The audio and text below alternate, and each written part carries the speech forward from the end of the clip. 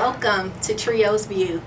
So today we have the honor of having two very special guests on the View. These are my financial literacy gurus, and they're going to be here to share very important information about how you can maximize on your funds and your expenses while in college. So we have an expert in securing the bag, Miss Naya Marks. All right, and then we also have our Money Mondays specialist. She's our scholarship guru, Miss Danielle Freeman. So Naya, I'm going to start with you. At what point in your life do you feel like you really became financially literate? I started practicing financial literacy during my high school career.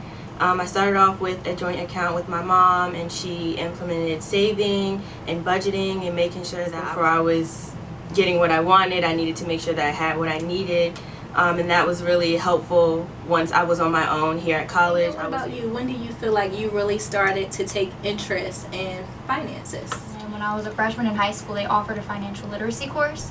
So our teacher went through the whole process, and at the end we were certified in financial literacy. Wow. It's super important that we are paying attention to our finances as college students, because the reality is that's when you start to build your credit. Naya, do you believe that for your career path, college is necessary and it's worth the cost that it takes to be here?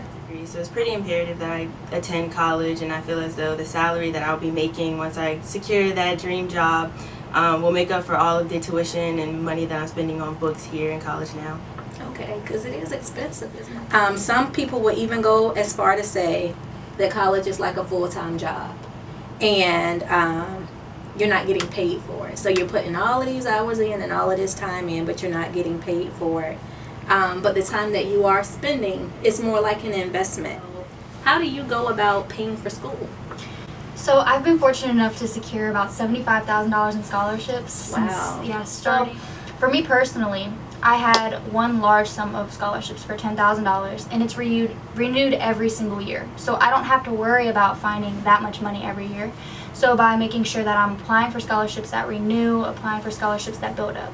I had scholarships like $250. They added up into thousands of dollars. So really being aware of my opportunities in that. I know that campus jobs are not six-figure jobs, right? So you're not making buku money when you find your on-campus job. But it is important that the money that you do get, you're able to make it stretch. Naya, you're the expert when it comes to securing that bag. The first step is actually being employed. And after you're employed and you start having that revenue come in, then you can start investing in yourself, whether that's saving or investing in stocks or just being able to budget your money to your lifestyle. So once you're able to budget, you want to start in building your credit.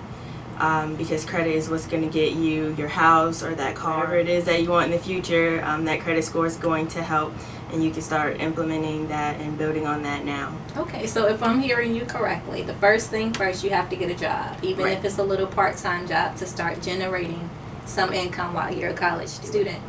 The second thing that you have to do is learn to invest in yourself. Yes. So that's all about like saving your money and not eating your money away, or investing in stocks. And then the third thing is to really focus on your credit. Right. Okay. Thank you. Now, Danielle, you said you earned $75,000 in scholarships, and right now you facilitate those Money Monday events that we have once a month. Can you tell me more about like the scholarship process or tips that our students can keep in mind when they're out there trying to earn that free money? Yeah, absolutely. I think the number one issue with finding scholarships is finding the ones that have a low competition, because you don't want to compete against the thousands of students all over the country, all over the world trying to secure that free money.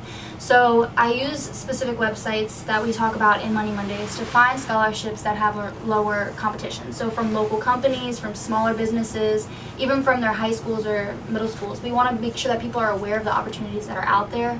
And then also in Money Mondays, we have an outline that we go over. So we want to make sure that everybody has their outline filled out. They know how to apply and fill out all the steps, get their recommendation letters if needed, or any questions about starting essays, finishing them, how to sum them up, and how to really target what they need. What can they expect? So What you can expect is hands-on assistance and really direct guidance. So we go through the PowerPoint together as a group, so everybody's on the same page. We make sure that we go over every step necessary.